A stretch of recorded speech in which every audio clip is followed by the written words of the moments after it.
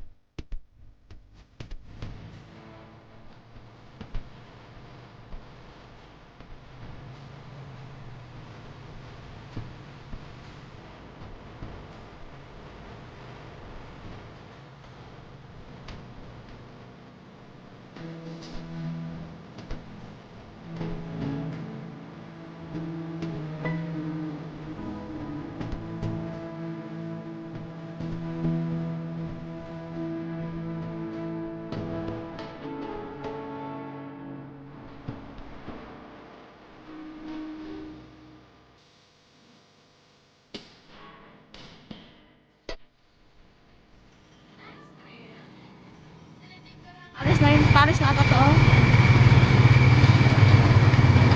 Dito kami sasakay sa Yellow Vagabond. Okay. Sa Kalapan po. dito na kami nakasakay, ang dilim-dilim oh. Wala pang pasahero. Kami pa lang. Tuloy pa lang, binamano. Yan si Aya, ang pasahero, ang ibang Dito kaya, pasahero. saan kaya? Dito tayo banda sa unahan. Naalala na talaga aking Dito ka, kamay. dito ka sa akin, dito ka. Saan? So, Diyan, mag-antay dito. kami ng oras na alis. Mga Aalis. 9:20 daw, mga 8:56 na ngayon eh. Kunting antay na lang siguro. Okay? Alis na kami mga kabibilabs. So, tayo.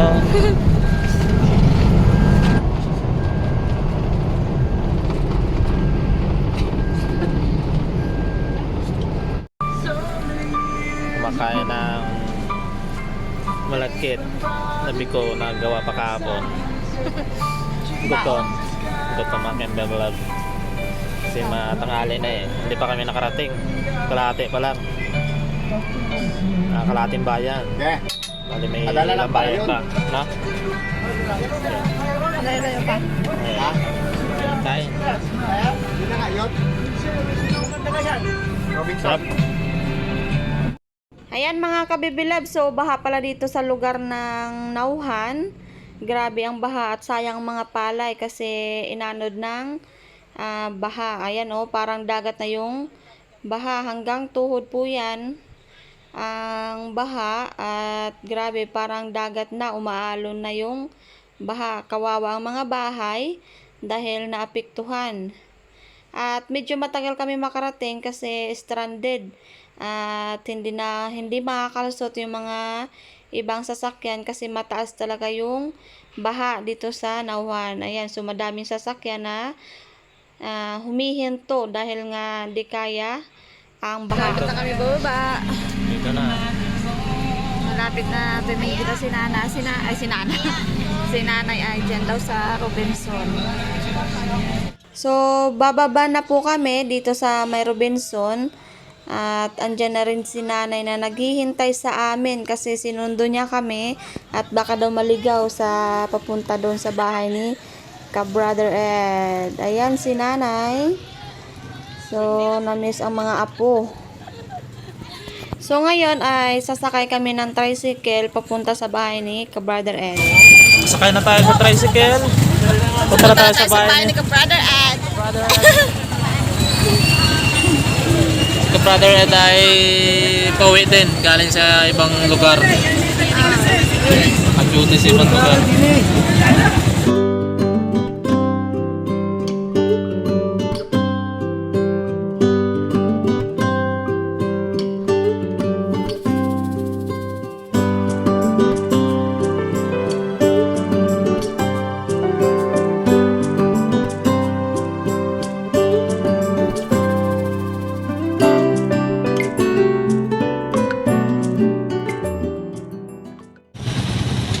Hi, Jollibee. Si Jollibee. Jolly! Hi, Jolly! Jolly! At malapit na nga tayo sa bahay ni Brother Ed. At makikita na po natin si Rai mga kabibilabs. Ayan, so ito na yung bahay ni Brother Ed. So bababa na kami ng tricycle.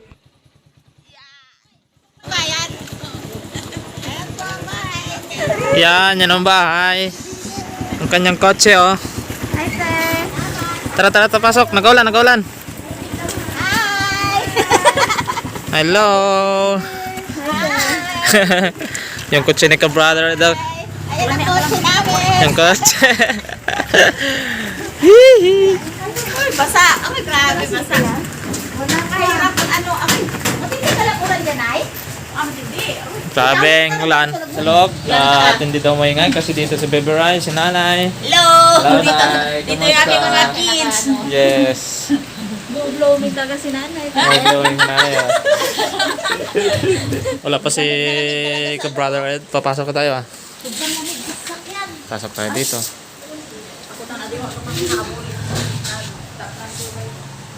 Yan. Sige, sige.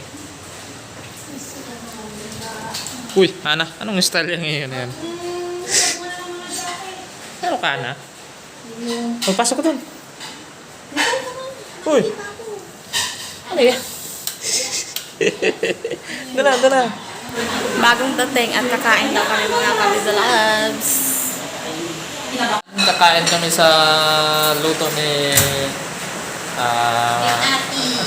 sawa ni ka-brother ni Kuya. Si Ate Tisay. Ate Tisay. Wala si ka-brother Ed. Yes. Wala pa siya.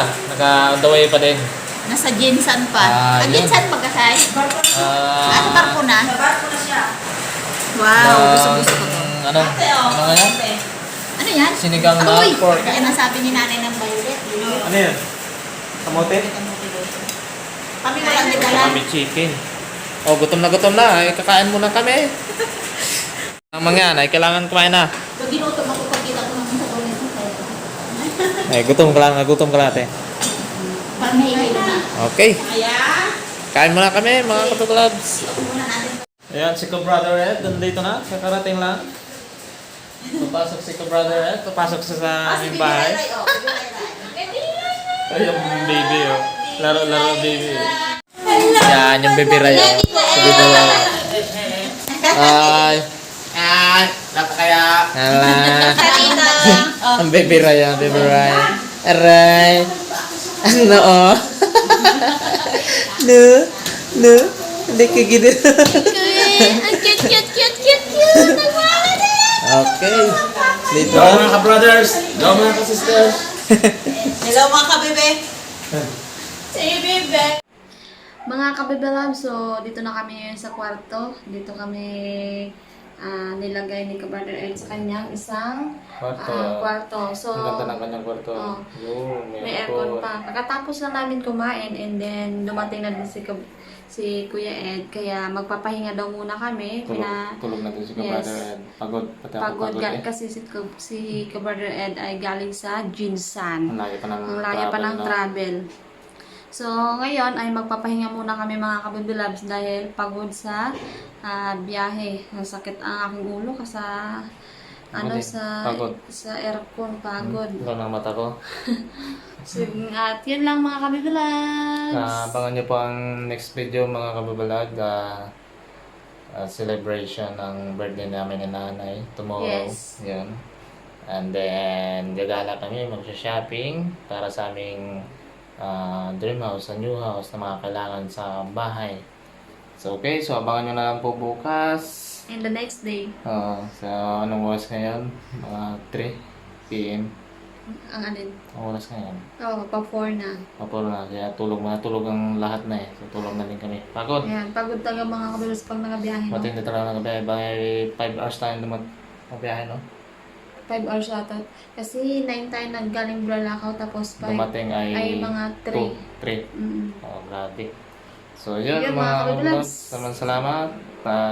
See you next video. Abangan nyo lang po. Stay tuned lang. Bye-bye! Bye-bye.